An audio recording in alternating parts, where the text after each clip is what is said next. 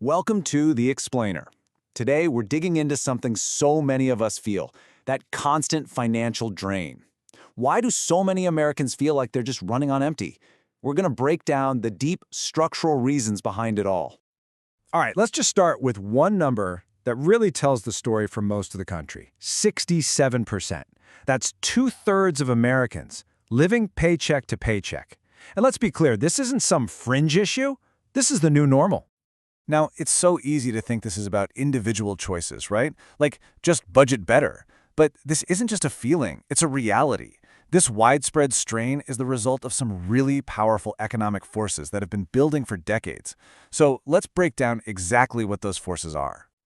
Okay, first up, a nation running on fumes. We need to get a handle on who this is affecting and, what this pressure actually feels like for a real person. So what does paycheck to paycheck even mean? Well, at its core, it's when your money runs out before the month does. It's that constant, stressful race to the next payday. There's just no buffer, nothing left for the unexpected. And this is where a statistic becomes a person. Meet Anna. Her story is the story of millions. She makes a pretty decent salary, $68,000 a year. But after all the essentials are paid, rent, groceries, student loans, you name it, she's left with just $300. So what happens when her pet gets sick? That surprise $700 vet bill? It has to go on a credit card. A good income just isn't the shield it used to be. And look, this isn't just a low-income problem. That's the real shocker here. It's pretty wild to see that almost half of the people making up to $100,000 a year are in the same boat. And get this, even 1 in 5 people earning over $150,000. This financial fragility, it stretches way up into the middle and even upper middle classes. So how in the world did we get here? Well, the first big reason is what we're calling the Great Cost Squeeze. It's this huge, widening gap that's been growing for decades, a gap between what we earn and what it actually costs to live. Okay, so this is fascinating. On paper, it looks like our paychecks are way up, right? A jump of over 84% since 2006. But that's just the nominal number. It's an illusion.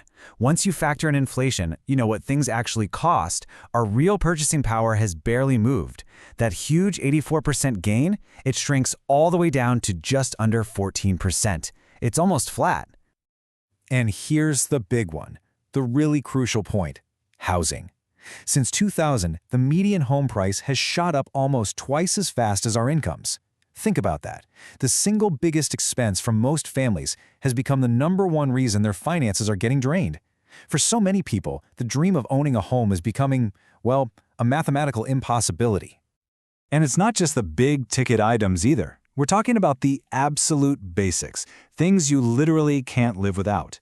The cost to insure your car, heat your home, put food on the table. It has just skyrocketed. These essentials are eating up a bigger and bigger slice of our paychecks every single year. Oh, and for families with young kids, there's this other monster cost, childcare. You hear people call it a secondary mortgage, and honestly, for good reason.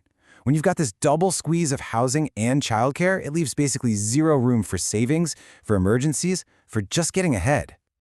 So what happens when your entire income is eaten up by the essentials? Where do you turn?